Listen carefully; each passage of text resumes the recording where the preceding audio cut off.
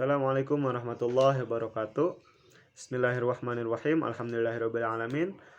Rabbi shrahli shodri wa yassirli amri wahlul 'uqdatam min lisani yafqahu qawli. Sini saya Ilham Tarik Akbar dengan NIM 12220201118 dari jurusan Pendidikan Agama Islam akan menuntaskan tugas ujian tengah semester hadis tarbawi. Di sini saya mengambil tema tentang hadis pendidikan anak. Baik, dimulai dari hadisnya terlebih dahulu. Waqala alaihi sholatu wassalamu akrimu auladakum wa ahsinu adabahum, yang artinya Nabi Shallallahu Alaihi Wasallam bersabda, muliakanlah anak-anak kalian dan ajarilah mereka tata krama. Hadis riwayat Ibnu Majah. Maksud dari hadis ini adalah Nabi Shallallahu Alaihi Wasallam menyuruh kita sebagai orang tua untuk memuliakan anak-anak kita, sebagaimana kita orang tua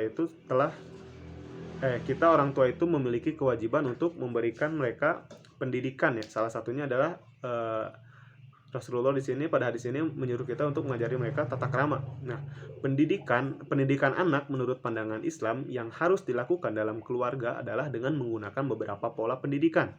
Pola atau dapat disebut juga sebagai metode merupakan suatu cara yang dilakukan oleh pendidik dalam menyampaikan nilai-nilai atau materi pendidikan pada peserta didik untuk mencapai tujuan pendidikan itu sendiri sebagai salah satu komponen penting dalam proses pendidikan.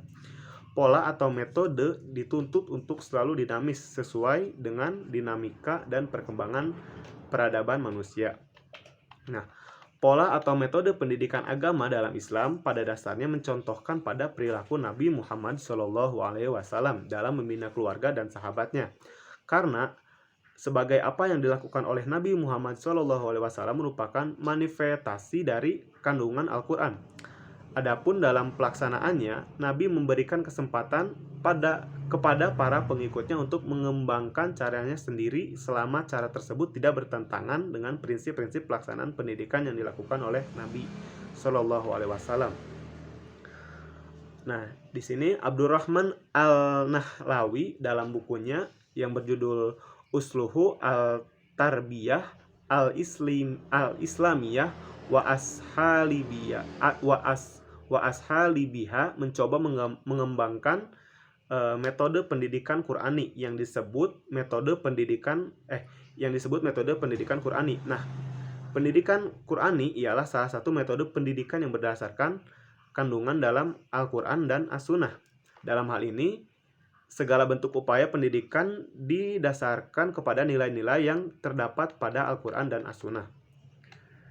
Nah, sebagaimana Allah Subhanahu wa taala berfirman, yang artinya beberapa hari yang ditentukan itu ialah bulan Ramadan, bulan yang di dalamnya diturunkan permulaan Al-Qur'an sebagai petunjuk bagi manusia dan penjelasan-penjelasan mengenai petunjuk itu dan pembeda antara yang hak dan yang batil. Quran surat Al-Baqarah ayat 185. Nah, dari ayat tersebut mengisyaratkan bahwa Al-Qur'an selain berfungsi sebagai nilai sumber yang harus dikembangkan dalam dunia pendidikan juga dapat dijadikan sebagai sumber dalam melakukan tindakan pendidikan. Tujuan pendidikan Qur'ani ini diarahkan kepada suatu hasil yang bersifat fisik, mental, dan spiritual. Nah, ketiga hal tersebut merupakan satu kesatuan yang utuh yang akan membentuk kepribadian peserta didik. Dalam pelaksanaan pendidikan agama dalam keluarga dapat menggunakan beberapa pola atau metode pendidikan Qur'ani. Adapun pendidikan Qur'ani yang dapat dilakukan dalam pendidikan agama dalam pendidikan agama dalam keluarga diantaranya yang pertama ada pendidikan keteladanan. Nah, pendidikan keteladanan yaitu suatu pola atau metode pendidik dengan cara memberikan contoh yang baik kepada anak didik, baik dalam ucapan maupun perbuatan.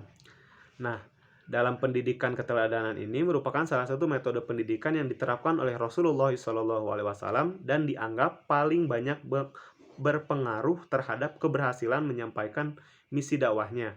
Nah, kita sebagai umat Islam sudah seharusnya mencontoh perilaku Nabi SAW karena dalam dirinya telah ada keteladanan yang mencerminkan ajaran Al-Quran. Kemudian metode yang kedua adalah pendidikan dengan adab pendidikan dengan adat kebiasaan. Setiap manusia pasti dilahirkan dengan membawa potensi. Nah, salah satunya berupa potensi beragama. Potensi beragama ini dapat terbentuk pada anak melalui dua faktor, yaitu faktor pendidikan Islam yang utama dan faktor pendidikan lingkungan yang baik. Faktor pendidikan Islam yang bertanggung jawab penuh adalah bapak dan ibu, orang tuanya atau bapak dan ibunya. Ini merupakan suatu cara untuk pembentukan karakter anak. Nah, setelah anak diberikan masalah pengajaran agama sebagai sarana teoritis dari orang tuanya, maka faktor lingkungan yang harus menunjang terhadap pengajaran tersebut, yakni orang tua senantiasa memberikan aplikasi pembiasaan ajaran agama dan lingkungan di dalam lingkungan keluarganya. Dikarenakan pembiasaan ini merupakan upaya dalam pembentukan dan persiapan untuk anak kelak di masa depan. Dan yang kemudian metode yang ketiga ada pendidikan dengan nasihat. Pemberi nasihat seharusnya orang yang berwibawa di mata anak. Nah, orang yang berwibawa di mata anak, yang anak-anak pertama lihat pasti yaitu orang tuanya itu sendiri selaku pendidik bagi anaknya. Nah, anak akan mendengarkan nasihat orang tua apabila pemberi nasihatnya juga bisa menerima keteladanan. Sebab nasihat saja tidak cukup bila tidak diikuti dengan keteladanan yang baik. Anak tidak akan melaksanakan nasihat tersebut apabila didapati pemberian nasihat tersebut juga tidak melaksanakannya.